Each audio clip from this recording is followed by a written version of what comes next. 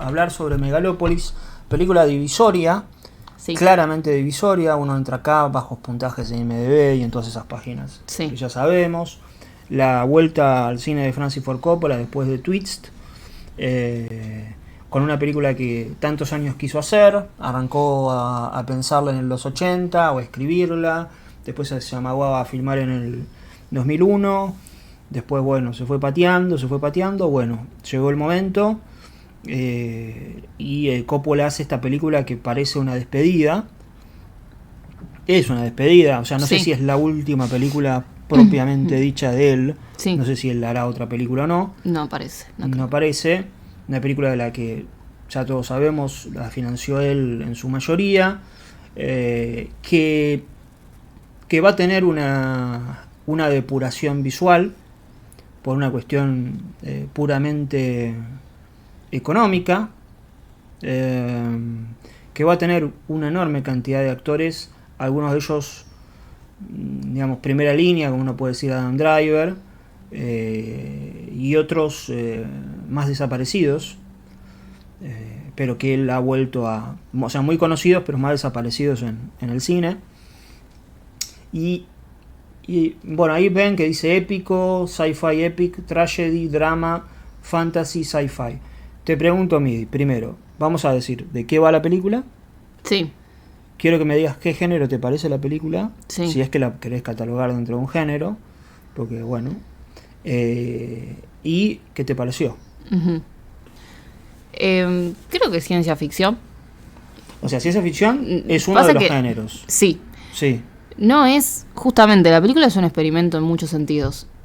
Justamente no va a tener como un género súper delimitado No. en ese sentido, porque tiene cosas que no se hicieron jamás, dichas por él, dichas por todo el mundo, y a la vista, digo, es una película que es un experimento audiovisual.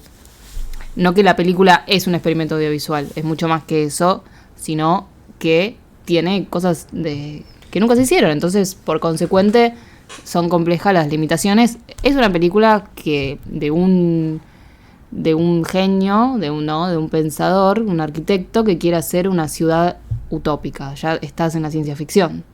sí. Con un mineral que no existe, que no es del mundo cotidiano, digamos. O sea, en ese sentido es una ciencia ficción hecha y derecha. Sí, Después sí. tenés un montón de cosas que por supuesto tiene también esto que es el subtítulo, una fábula, tiene cosas también, Sí, ¿no? tiene de fábula. De fábula, entonces no. Tiene de sátira también. También es una sátira, puede ser una parodia de época, Sí. es un montón de cosas. Pero ¿de qué va? Bueno, de esto, de un arquitecto, de un constructor, de un matemático, la película lo ve como un genio, que conoce un material que es no me acuerdo el nombre, pero ¿Es metano? ¿No es...? no, mega algo. Me- Es como el megalón. El megalón, de ahí sale Sí. Megalópolis, que ahora vamos a hablar un poco de lo que significa Megalópolis. Deja ese plano del hexágono. Porque sí, eso es un hexágono. Vamos a hablar un poco de la matemática en la película, con mis más que limitaciones. Vamos a abrir un entre paréntesis. Pero, sí. Acá me parece que se habilita spoiler porque ya lo vieron todos. No, o no lo vieron todos, pero bueno, es Megalópolis. Si no la vieron, Bueno, vamos a está ver. por ahí, está dando vueltas. Si no la vieron, Sí. adelanten, abajo están los minutos para que puedan pasar a la siguiente película y listo. No. Sí. Bien.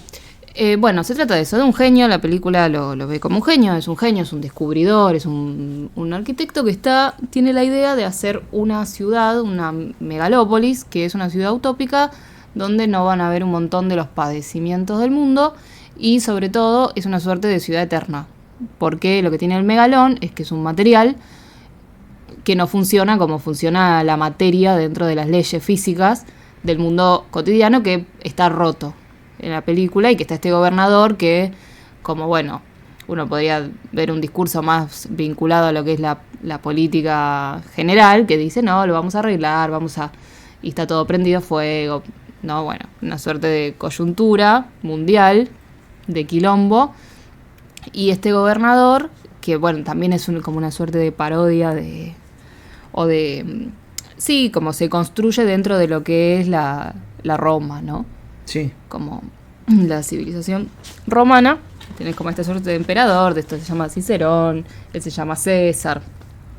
Ahí es donde entra la parte de fábula, en la construcción de polis, que obviamente es interesante que tome el Imperio Romano, porque bueno, es de donde surge un montón de, o bueno, casi toda nuestra constitución de civilización actual, ¿no? Mundial. Entonces toma un poco esa idea para construir esto, y donde, bueno, la película entiende César que ya no hay más nada que hacer o que vender o que nada para construirla. Lo único que se puede hacer es para reconstruirla, mejor dicho. Lo único que se puede hacer es ir hacia otro lugar, ¿no? Y está estos planteos que están en voz en off de que por otro lado es la voz del personaje de Lawrence Fishburne, que acompaña a Adam Driver. Y que es Morfeo. Es Morfeo, claro. Sí. ¿No? En Matrix. Exactamente.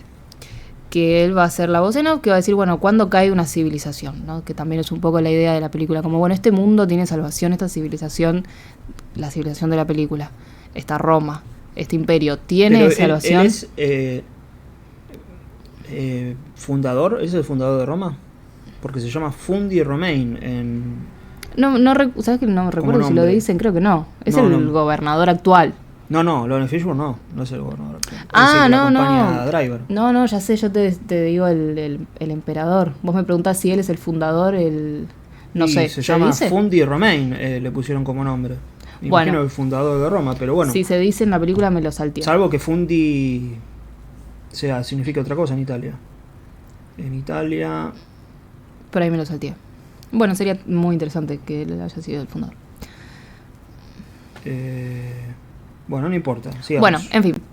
César cree que no hay solución para esta civilización, que este imperio ya cayó, porque en parte la gente deja de creer en él, que es un poco lo que dice la voz en off, etcétera, etcétera. Para avanzar, él lo que quiere es empezar una ciudad de cero, etcétera, como ya dijimos. Por otra parte, el gobernador va a ser como el antagonista de César, porque cree que es un delirante, que le vende ideas falsas a la gente y que por otro lado se opone como a su idea de civilización, ¿no? Y de gobernador, porque tiene poder César, digamos, es como un genio dentro de lo que es la ciudad.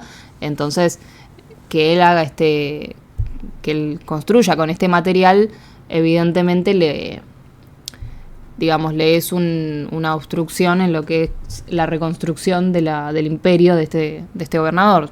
Igual hay una puja ahí de dos miradas, una un poco por más, supuesto, si se quiere, conservadora, que por tampoco supuesto. Está mal, y la película no lo plantea como algo malo. No, uno es un idealista, un inventor, sí. Y otro es que por otro lado, pasó siempre. Tenías, no sé, al inventor de Da Vinci tenías la política en ese momento que lo querían matar o lo querían colgar, Sí. Es algo que por otro lado pasó siempre. Bueno. Y hay algo en la película que es que la chica que vemos acá en pantalla se enamora de César y es la hija del gobernador. Y entonces ahí va a seguir un ítem más para la disputa de estas dos personas. Ella ve a César hacer algo que también es como, por lo que la película más se vendió, o como la particularidad de la película y con lo que juega desde narrativamente para un montón de extravagancias o experimentos audiovisuales de la película, que es que César puede parar el tiempo. Uh-huh. Y ella lo ve hacerlo y él muestra como un interés por ella porque ya se dio cuenta, ¿no? Ahora, sí. no cualquier cosa. Ella ve detener el tiempo en una explosión. Claro. Teniendo en cuenta que es una ciudad que está en peligro de extinción. Claro. Bueno, va a pasar algo relacionado a eso incluso. Claro. Entonces ella lo va a ver, a él no le interesa mucho a nadie, porque todos son como... Y ella le dice, yo te vi desafiar las leyes de la física. Y bueno, él ahí muestra un interés por ella, que ella se vuelve como una compañera dentro de lo que son sus estudios. También es muy interesante este personaje porque tiene una ex mujer que falleció en circunstancias extrañas y que toda la ciudad, del emperador y demás, para culparlo a él y para manchar su nombre, lo acusan de asesinato a él. Como Sí. él parece que es un femicida, no se usa la palabra, por supuesto, por lo que es la coyuntura de la película, pero la época, ¿no? Es un anacronismo, pero es un femicidio. Él está acusado de matar a la mujer. Bien. ¿Por dónde seguimos? Creo eso ya se entendió de qué va la película, creo. Sí, ¿no? sí, se entendió. Bien. Antes de hablar de la película, y algo también muy importante, el megalón, este material con el que él está investigando, esta piedra, en realidad es un mineral casi, podríamos decir, surge de la mujer, de su difunta esposa. O sea, él lo encontró ahí como una suerte de... Sí, de DMT, ponele, que es esta sustancia, ¿no? Que Sí. surge. No, digo, es un ejemplo por ahí un poco brusco, pero se entiende. Como un mineral que él encuentra tratando de volver a su mujer a la vida, ¿no? Encuentra este megalón, que recordemos que aparte esta es la película dedicada a su esposa, ¿no? Sí. Que vos lo decías en tu review. Y también, obviamente, el peso de la mujer, si hablábamos de un inventor como Da Vinci, la mujer va a tener un poco ese peso del cadáver de María, ¿no? Que se habló un montón de la tumba de María en lo que es Da Vinci. El misterio de María y demás, ¿no? Como esta esencia creadora, como... Sí, este exceso de creación que se vislumbra en el misterio y demás, que se puede encontrar, y a partir de ahí, bueno, una suerte de Atlantis o de elemento perdido a partir del cual se puede crear, y eso da como resultado, por supuesto, un lugar celeste, ¿no? Un paraíso terrenal, simbólico, en este caso es Megalópolis, o sea, en ese sentido es súper clásico en términos simbólicos, ¿no? Como este material o mineral perdido de otro mundo que a partir de encontrarlo, ¿no? La Amrita, que ya aparece en Avatar 2, que el elixir de los inmortales, que está en todas las tradiciones, que en Avatar 2 lo tenían las ballenas, que era un líquido dorado que se llama igual, se llamaba Amrita también, que es el elixir de la inmortalidad.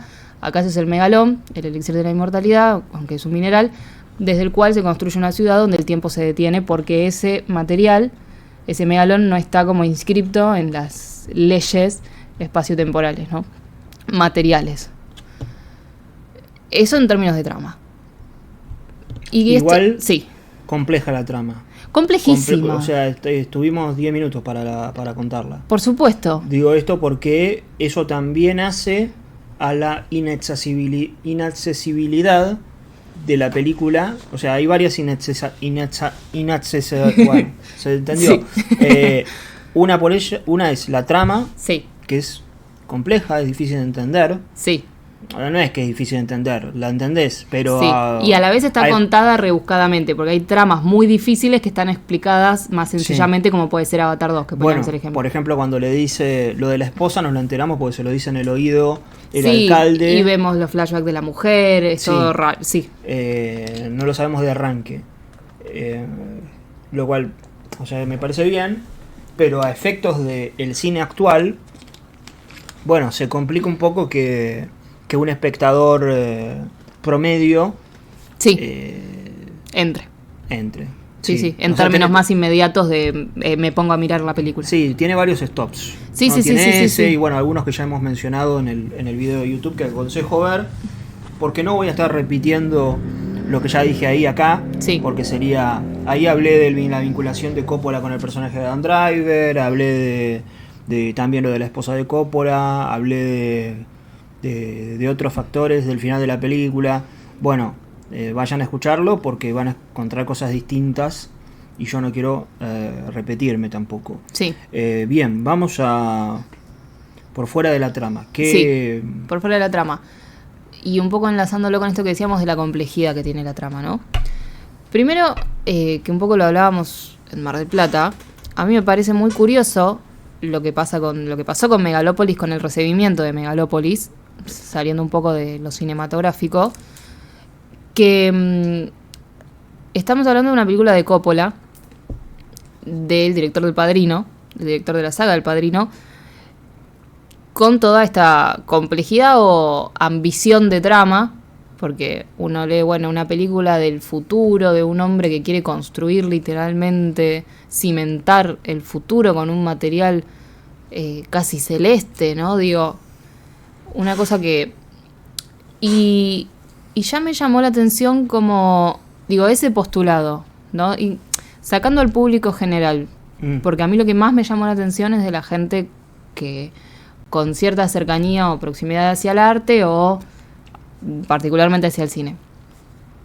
Obviamente que la película es un experimento, obviamente que la película puede no gustar, obviamente que la película puede confundir, que de la rareza de la película se puede hablar un montón. Vos hablaste de las dificultades de presupuesto que tiene y cómo eso se nota, pues es una película que tendría que salir seguramente 5 veces más de lo que sale, porque estamos hablando de la construcción de Megalópolis, digo, ya es algo tan ambicioso que ni te dan los números, y etcétera, etcétera. De hecho creo que por eso uno piensa en Cameron y toma las medidas que toman con Avatar, porque si vos eso lo tenés que poner dentro de los códigos de humanos, no, a ver, más allá de que Avatar es una de las películas más caras del mundo, ¿no? Pero digo... No, pero justamente, si vos filmás Avatar con $5 millones, sí. No, bueno, no son 5 millones, no sé cuánto costó Megalópolis, pero para que se den una idea, con $10 millones, sí. Y no va a quedar Avatar. O sea, van a quedar ideas de Avatar, pero no va a quedar el por Avatar, supuesto. La película que vimos. Por supuesto, va a ser otra película. Por supuesto, pero vos fíjate que es muy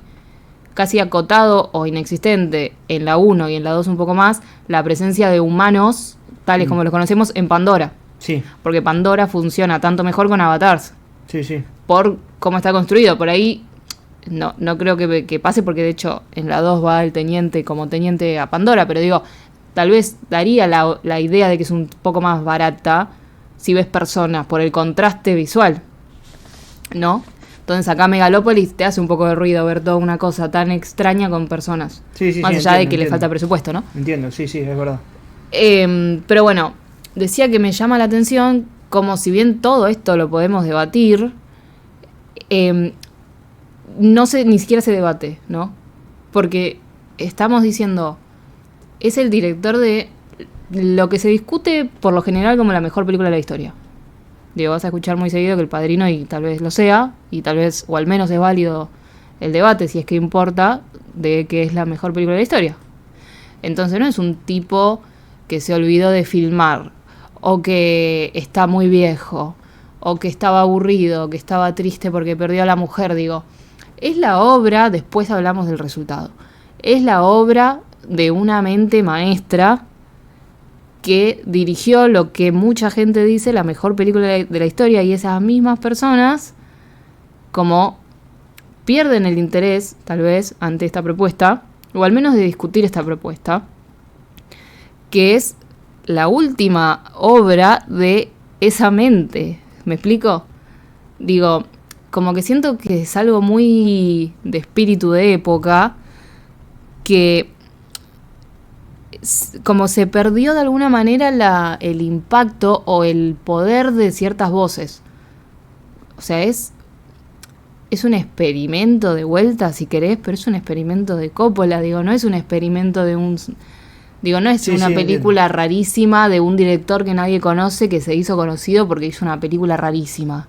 Y porque parece que pasó eso, como vayan a ver Megalópolis, que es como el fenómeno de los festivales, porque es una película rarísima que hizo un random. Y digo, incluso como personas que vemos cine, que nos importa el cine y que consumimos arte, consumimos arte, pero quiero decir que entendemos que el arte atraviesa de alguna manera nuestra vida cotidiana o la moldea, siento que se merece otro tipo de discusiones la película.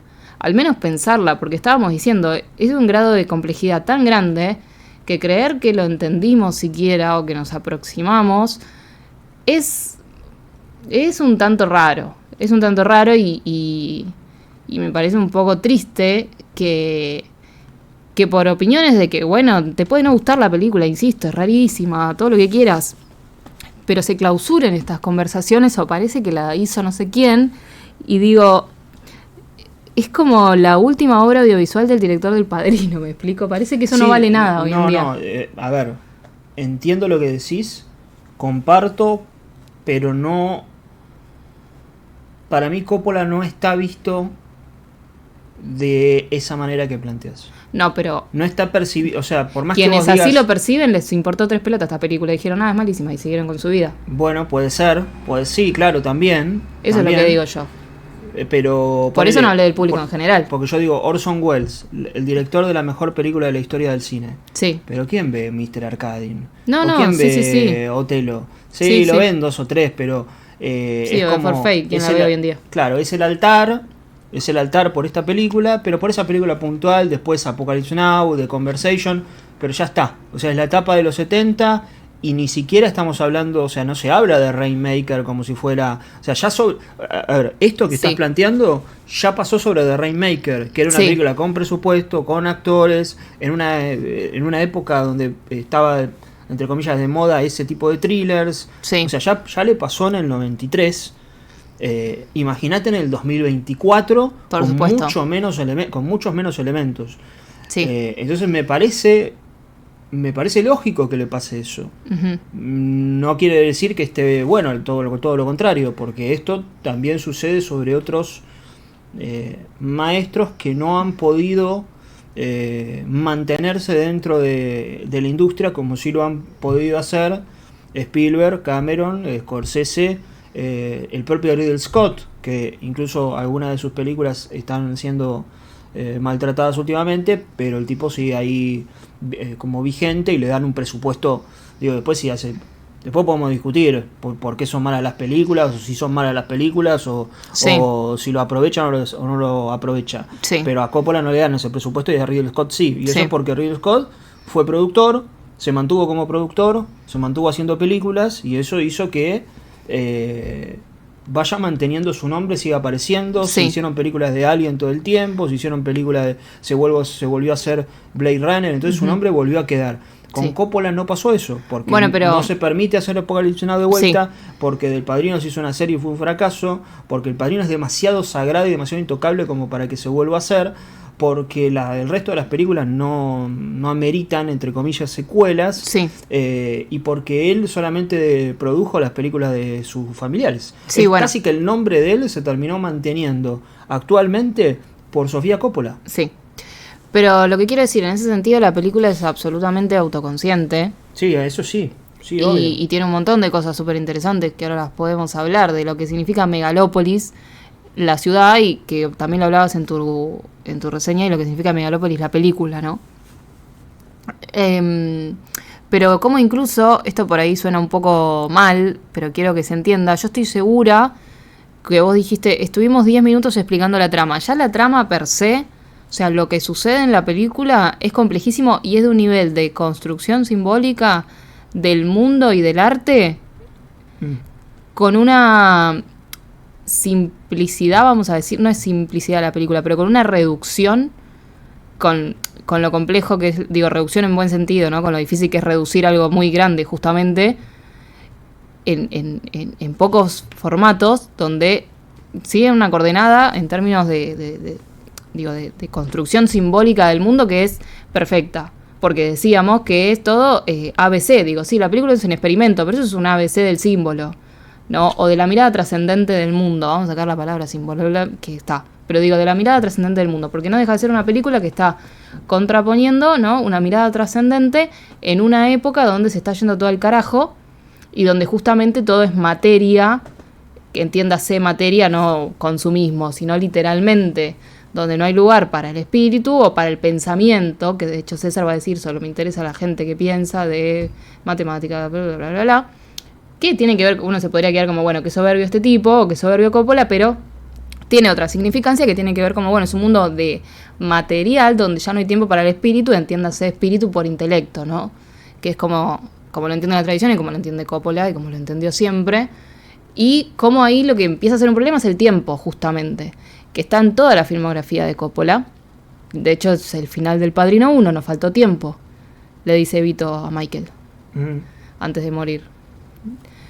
Entonces, hay un tiempo que está corriendo, hay un fin que se está aproximando, y justamente en esta mirada del mundo él lo que necesita es construir otro material, porque de este material o de esta materia ya no puede surgir nada interesante, porque está muerto. justamente, como sacar la vida de la muerte, que es lo que él hace con la mujer. Como bueno, literalmente necesita otro mineral con el que empezar a construir las cosas, porque de la materia en la que está hecho esto ya no se puede sacar más nada, al punto de que la gente se va del cine de Megalópolis. ¿Se entiende? Sí, sí. Entonces, lo que quiero decir es, la trama es tan compleja que cuando yo digo que no se pensó la película, o que no se piensa la película, yo creo, y perdón, modestia aparte, que ni siquiera se pensó de qué va la película.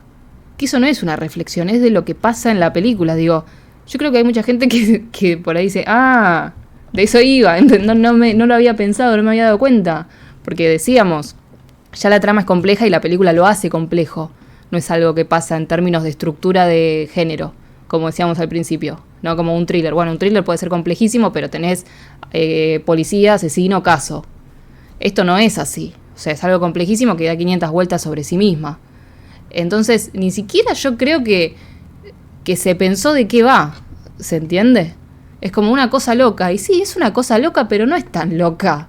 Digo, no es que no se entiende la película, se entiende perfecto la película. No, lo que pasa es que recurre a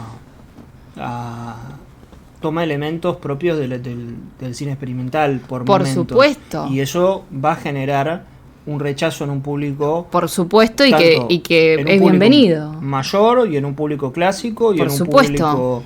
Entonces eso es lo que quizás hace que sea más complejo de entender y no haya siquiera ganas de entenderlo, porque parece como, che, este está medio loco, o sea, me pone unos flashes y me pone un universo y bueno, me pone, pero por eso hablo de espíritu de época y de pérdida de peso de voces y de pérdida de jerarquías, porque el tipo ya dirigió El Padrino, no te tiene que explicar que es el maestro del cine, no es un loco que está haciendo un experimento. No, está bien, ¿entendés? Pero yo me refiero a que a partir de ver eso, de ese experimento surge el rechazo, lo entiendo. Surge el rechazo, pero no el rechazo como falta de respeto hacia Coppola, por más que lo termine siendo. O sea, no en la postura de le falto el respeto a Coppola, sino en la postura de, che, esto es una cosa rarísima, sí. Esto es bastante confuso. Sí. Y no... Pero ahí es donde digo, creo que tendríamos que sentarnos y pensarla porque es Coppola. No, está bien, sí, obvio. No decir, no, esto es una cosa rarísima que hizo este tipo, me voy a mi casa, ni idea, es rarísima. No, sentate y pensá la puta película si te interesa el arte, si te interesa el cine y si te interesa el mundo. Si no, bueno, perdón, no sé qué tanto te interesa. Está bien, vayamos a la película en sí. Sí, porque muy bien. Si no, terminamos sobre la periferia, sí. que la gente... Es que la película en sí igual, perdón, es eso también. Sí. Es esto la película. Está bien, pero si no, es como, sí, o sea, el que está del otro lado va a escucharnos, a vociferar, a hablar sobre la película, pero tampoco le va a quedar claro de qué va la película. Bueno, porque igual ya dijimos de qué va, pero vamos a analizarla. Bien, pero vayamos más en profundidad. Igual la película también va de esto, insisto. O sea, me parecen sí, interesantes las periferias porque hay una línea directa y entramos al análisis de la película donde Adam Driver dice Megalópolis es el punto de partida de las conversaciones. Y tiene que serlo, tiene que serlo. O sea, tiene que serlo. Como personas que les interesa hacer cine, como personas que nos interesa el arte y como personas que nos interesa cuál es el lugar que ocupa el arte en el mundo, que va a seguir ocupando, si es que va a seguir ocupando uno, me parece que Megalópolis es un punto de partida para esas discusiones. Bien. O al menos que tienen que estar. Que respecto al personaje de Adam Driver. Sí. Y su plan. Sí. ¿No? Él tiene este plan de la ciudad y demás, y sus vínculos. O sea, ¿qué me podés mencionar sobre este genio inentendido? Sí. ¿No? Que, en el que Coppola obviamente se va a ver reflejado, y la cantidad de trampas que le van tendiendo para que no pueda llegar a ese lugar que él quiere. Uh-huh. Porque a él le plantan lo de la esposa, sí. le pasa lo de... lo del, creo que sería el segundo o el tercer capítulo, no me acuerdo, el de Pan y Circo, sí. Con lo de la chica, sí, la Vesta, sí, la Vestal romana. ¿Qué tenemos para decir sobre eso? Y también el vínculo con lo que es Shia LaBeouf, que quiere llevarse la herencia del personaje de John Boyd, o sea, de su padre. Uh-huh. Y está toda esta, o sea, como una continuación directa de aquella Roma dentro del futuro, medio una cuestión cíclica ahí de que sí, por más que estemos en el futuro, sigue habiendo gente interesada en querer quedarse con la herencia de los padres. O sea, Sí. eso que viene de la prehistoria sigue estando acá Sí, presente. Pero más que nada, ¿por qué ese personaje, que es un genio, le van planteando estas trampas para que no pueda llegar a su objetivo? Más allá de de que está vinculado el alcalde, el Sí, sí, mayor, sí, sí, sí, y sí, que políticamente Sí. no quiere que... bueno, es que él es una suerte de genio histórico. Si decíamos que el Imperio Romano es la base sobre la cual está cimentada nuestras concepciones de civilización, al menos en Occidente, porque viste que está este chiste de cuál es tu Imperio Romano o por qué los hombres piensan tanto en el Imperio Romano. Bueno, la base de nuestra civilización hasta hoy está construida desde ese momento, digo. Y justamente lo que plantea la película es, bueno, me parece que se terminó, ¿no? Pero bueno, ese es otro tema. O no está arrancando más. Él es un genio histórico. Hacíamos la comparativa con lo que puede ser una figura en Occidente tan grande como tal vez la de Da Vinci, ¿no? Que bueno, justamente en términos de época, y esta analogía con el cadáver de la esposa, o con esta esencia femenina, vamos a decir, que es de donde esta suerte de cadáver de María, que tanto se habla de los cuadros de Da Vinci y demás. Él es un genio histórico que obviamente todas las miradas que siempre se opusieron, ¿no? La mirada trascendente o la búsqueda trascendente con los intereses de una civilización, son contrapuestos. Entonces, por eso empiezan todos estos tapujos que tienen para con él. Y también que él está proponiendo una trascendencia de la materia, que eso es algo que por supuesto va a generar incomodidad. Su megalópolis, más allá de que muchos ni siquiera crean que lo puede hacer, su megalópolis implica algo que nadie quiere resignar, que es la trascendencia de la materia. Por eso este tipo quiere robar toda la herencia y demás, pero también surge algo muy interesante, que es que él es de alguna manera como voy a decir la verdad, pero para que se entienda. Él es como la verdad, vamos a poner, o la trascendencia. O sea, él busca la trascendencia y de alguna manera es la figura de la trascendencia. Y como todos quieren como un poco de esa luz, ¿no? Como un poco... si quieren robarle algo... Quieren robarle algo porque lo necesitan. Incluso está la figura del banquero, el esposo del personaje de... ¿Y cuál es el banquero?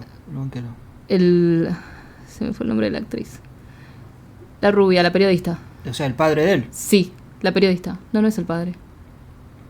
Es el tío. El tío, perdón, de verdad. Sí, el tío.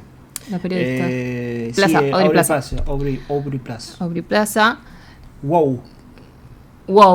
Como ella está enamorada de él y como no lo puede tener, bueno, después se va a buscar vengar, y cómo se va a aferrar a la materia justamente, porque lo que ella quiere no lo tiene. Entonces, bueno, ¿qué le falta? Y se va con el más rico del mundo, y tiene toda la plata del mundo, o toda la materia del mundo, es la dueña literalmente de la ciudad, cuando ella lo que quería era ser la dueña de Megalópolis, en el sentido de la compañera de él, no la dueña literal, y termina abogando por la literalidad y por ser la dueña de una ciudad, porque no puede tener lo otro, aunque lo sigue queriendo. Y como el tío de él va a decir, bueno, yo dejo todas mis riquezas y me voy a Megalópolis una vez que está hecha, ¿no? Como eso, como no termino de soltar, pero quiero formar parte de esto, porque evidentemente, bueno, es la trascendencia, como de alguna manera siempre te querés pegar aunque todos tus actos vayan en contra, en ese sentido. ¿Y qué más? Pan y circo. Pan y circo. Bueno, ahí también creo que se encierra un poco el tema del arte hoy en día y de la postura de Megalópolis, ¿no? Como la película dice, cuando cae el Coliseo, dice, sí, cae el imperio, algo así dice, como el imperio romano cayó cuando cayó la civilización. La civilización, bueno, el imperio en términos de la construcción de una civilización y de que todos creen en ese imperio y lo construyen y lo sostienen, cae cuando cae el Coliseo, ¿no?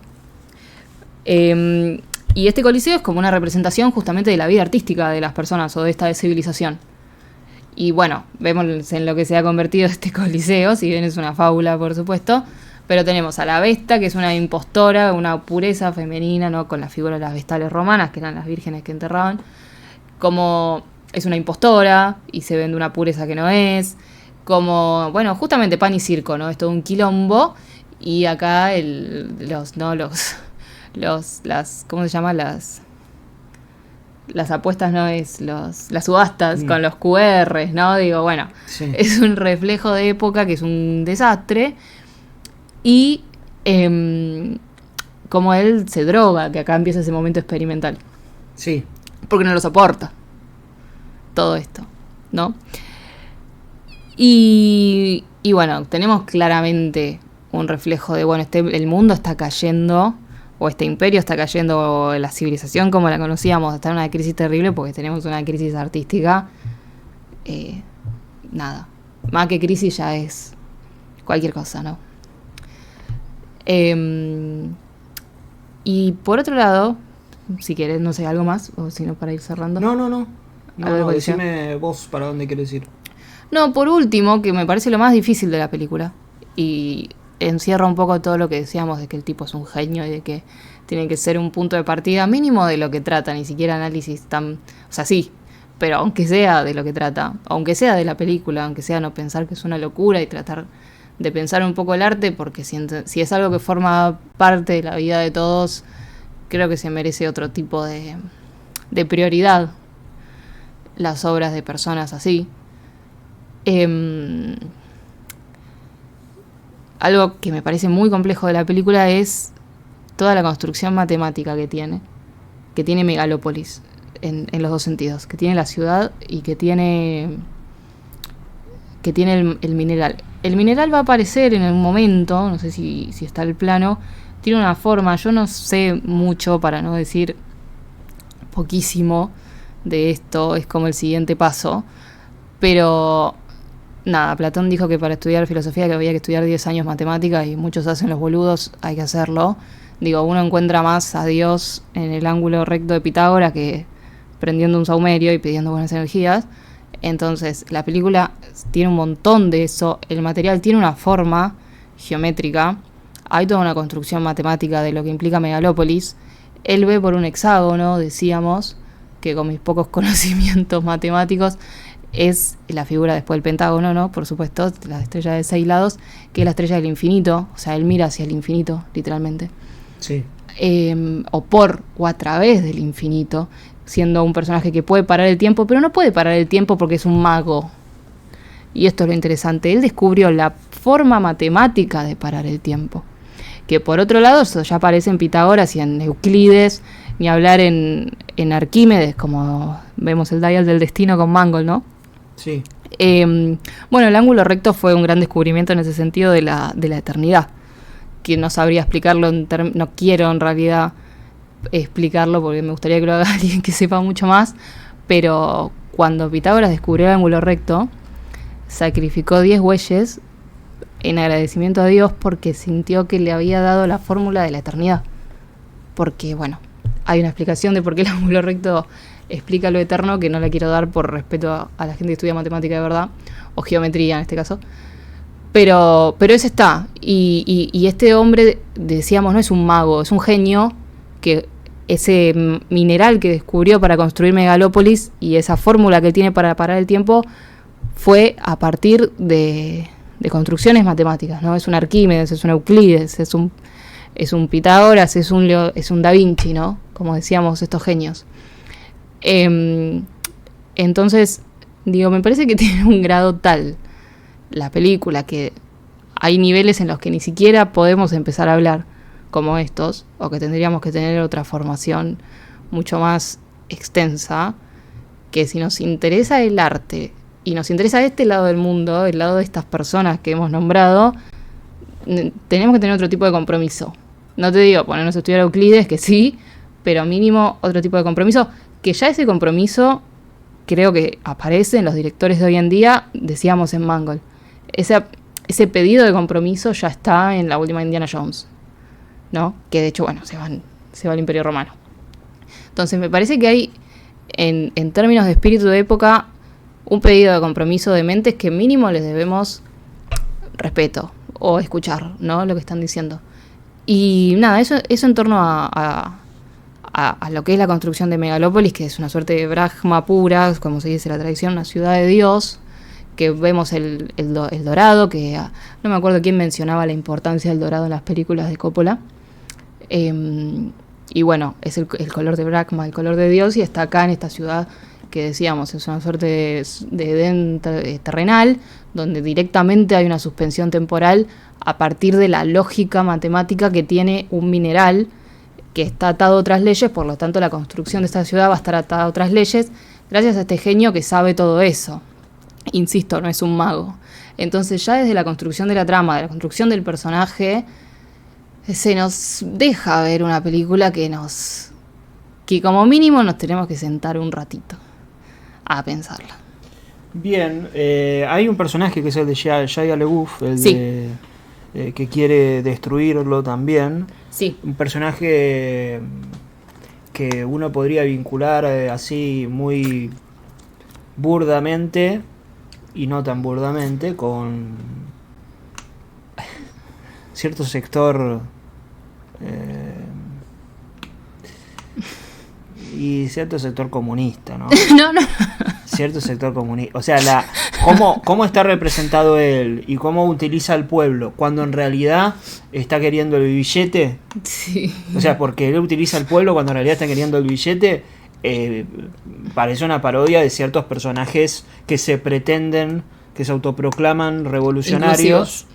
Sí, Cuanto menos inclusivos. Sí que saquemos comunistas. Bueno, está bien, pero bueno. Cuanto menos inclusivos. Igual la sí. película es Sí, bastante que evidente. sí. O sea, No. es que estamos... Pero ¿qué significa un espacio para todos, no? Eso está en la película. De hecho, él dice, son todos bienvenidos a Megalópolis. Claro, pero lo que digo es que aquel personaje que se autoproclama de esa manera y que se vende de esa manera, por supuesto, y que va con el pueblo y dice, vamos acá porque sí, es el que se quiere afanar todo.